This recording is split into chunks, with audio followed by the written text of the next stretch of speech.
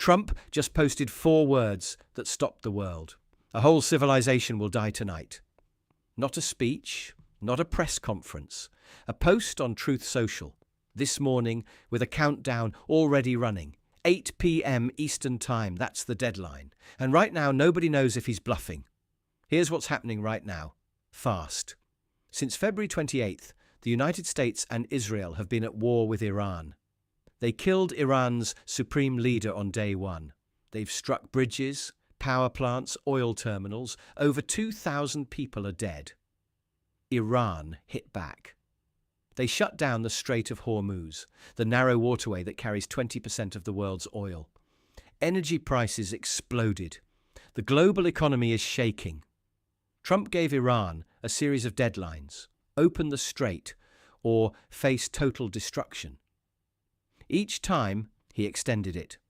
But this morning, when the tone changed completely. Trump posted on Truth Social, "A whole civilization will die tonight, never to be brought back again. I don't want that to happen, but it probably will." Then he added, "We will find out tonight, one of the most important moments in the long and complex history of the world." He told Fox News by phone, 8 p.m. is happening. That's it. No ambiguity. A sitting president warning that an entire nation may cease to exist by midnight. So, what actually happens when 8 p.m. arrives? That's what we're going to break down, scenario by scenario, the most likely scenario, and the one the markets are praying for. Trump has moved this deadline before. March 23rd, then again, then again. He's shifted it multiple times over 6 weeks of war. Every time he extended it. Why? Because the goal isn't destruction. It's leverage. See, he wants Iran to reopen the strait. He wants a deal on his terms. And the best way to get that deal is to make the other side believe tonight is real. Just hours before the deadline, Pakistan's Prime Minister publicly asked Trump for a 2-week extension and urged Iran to open the strait as a goodwill gesture. The White House said they'd respond. That's a live negotiation right now with the clock running.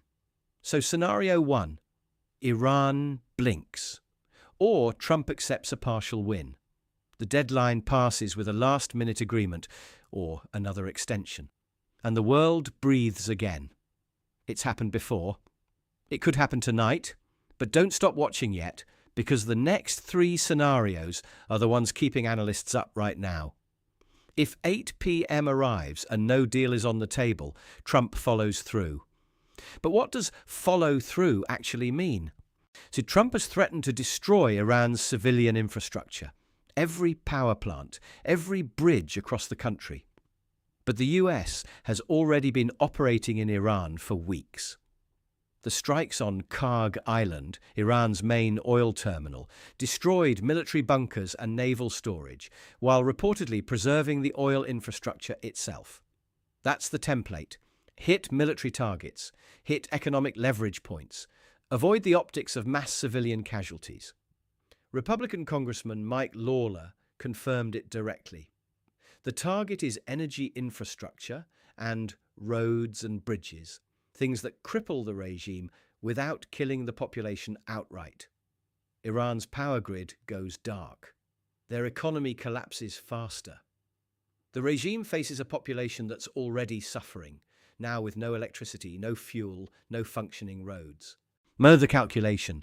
Enough pressure to force surrender without triggering the next domino, the problem. That next domino is already shaking. Here's where it gets serious for everyone, not just Iran. The Strait of Hormuz isn't just a shipping lane. About 1/5 of the world's oil and natural gas passes through it. It's already blocked. Energy prices are already soaring. Now imagine massive strikes on Iranian infrastructure. Iran retaliates. Their promise is clear. Tehran would take immediate and proportionate action if Trump follows through. What does proportionate look like from Iran's side? They have proxies across the region. In Yemen, in Iraq, in Lebanon, they've already targeted Gulf energy infrastructure. They've shown they can reach Saudi Arabia. Iran has explicitly rejected any temporary ceasefire. They want a deal to end the war permanently, not pause it. That's not the posture of a country preparing to back down. So if strikes escalate tonight, the Gulf states get drawn in. Saudi Arabia, UAE, Bahrain, all have US bases. All are potential targets. Oil doesn't just get more expensive, it gets unreliable. And when energy markets panic, every market panics. This isn't hypothetical. The mechanism is already in motion. Tonight is just the accelerator. Now let's talk about the scenario nobody wants to say out loud, and then tell you exactly why it's unlikely. Iran has nuclear capabilities. Not a weapon yet, but the infrastructure. If tonight's strikes are catastrophic enough, if the regime feels its survival is at stake, the calculus changes. Amnesty International's Secretary General said Trump's threats may constitute a threat to commit genocide toward Iran's 90 million people. The UN High Commissioner for Human Rights used the phrase annihilate a whole civilization. When the international community uses the word genocide and means it, we're no longer talking about a regional conflict. Russia and China have interests in Iran. They've watched this war escalate for 6 weeks. At some point, they stop watching. This is the scenario where tonight becomes a date in history books, not for what happened, but for what it started. Is it likely? No.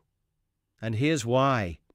Every major military escalation in the last 50 years had a moment like tonight, a deadline, a threat, a world holding its breath.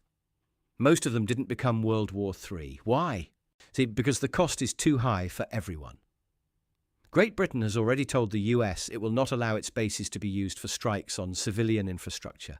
That's an ally drawing a line, publicly. Even within Trump's own party, Senator Ron Johnson said he does not want to see attacks on civilian infrastructure, that we are not at war with the Iranian people. Even some longtime Trump allies have pushed back on the Iran policy in recent days. There are brakes on this. Military commanders know the difference between legal and illegal orders. Allies are watching. The world is watching. The extreme outcome is not inevitable, but not inevitable is not the same as not possible. And that's exactly why the next few hours matter more than almost anything that's happened this year. Here's where we are right now. A US president has posted that a civilization will die tonight. He's set an 8 p.m. deadline. Strikes on Karg Island happened this morning. Iran is defiant. Pakistan is mediating. Democrats are calling for the 25th Amendment. The Pope has weighed in. And the clock is still running. What happens between now and midnight will depend on one phone call, one decision, one moment in a room somewhere that we'll never see. Maybe Iran opens the strait. Maybe Trump extends again. Maybe the strikes happen and they're limited. Maybe they're not. What we know is this. The world changed on February 28th, and it's going to change again tonight, one way or another. In a few hours, we'll know if this was just words, or the beginning of something the history books will be writing about for the next 100 years. Stay close. We'll have full coverage as this develops.